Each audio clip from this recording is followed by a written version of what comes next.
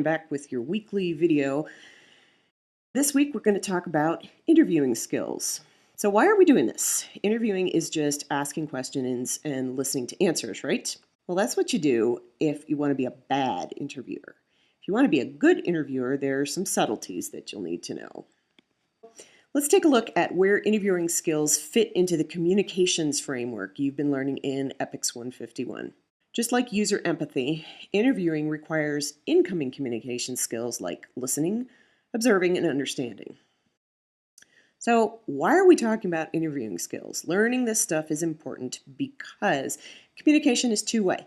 Most people aren't naturally good at incoming communication skills. For most of us, it's easier to talk than it is to listen and understand. Remember that people say more things and give you more valuable information when they're not interrupted. Interviewing allows you to clarify information. If you get some information from your interviewee that you don't understand, you can ask questions. Interviewing can fill in your user experience gaps. So, who here is a wheelchair user in rural Africa?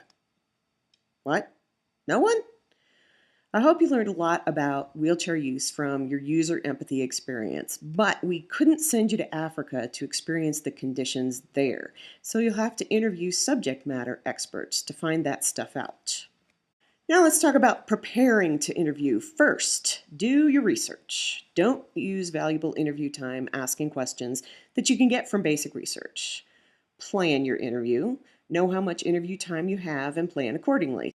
Prepare good questions. You can ask questions to confirm what you already know, but really good interview questions help you reach a deeper understanding of the user's experience.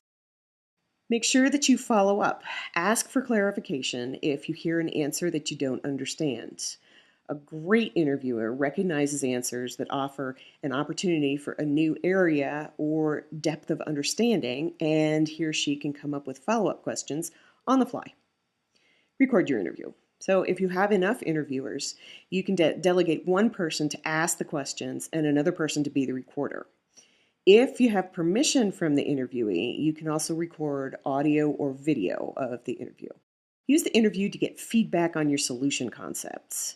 You can show sketches or prototypes and ask the interviewee questions like, which of these options do you like better and why? Or tell me how we could improve this. How to interview. First, use your extreme listening skills. Show respect to your interviewee by not interrupting.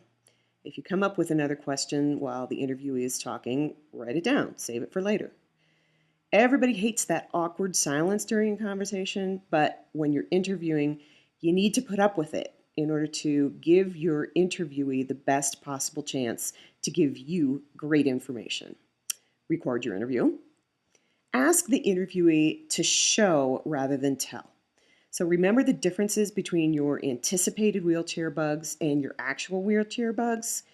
Having something demonstrated to you gives you a much better understanding than hearing about it. If your interviewee makes a general or non-specific comment, ask for specific examples or stories. So something like, can you tell me about a time when that happened? Ask open-ended questions. So, tell me about is a great question to ask when you don't know what question to ask. For example, let's say that you're interviewing a rural Indian mother about toilet training her child, and she tells you that her 18-month-old child does not use diapers. Your first reaction to that is probably, what? That's not really an appropriate question to ask. So you can say something like, tell me more about that. Now let's talk about sensitivity versus invasiveness. You want to show respect for your interviewee by being sensitive, but if you're too careful, you might not get to ask the really meaningful questions. So here are some things to think about. Cultural norms can include areas like gender-specific norms, appropriate dress, communication styles, and power structures within your user group.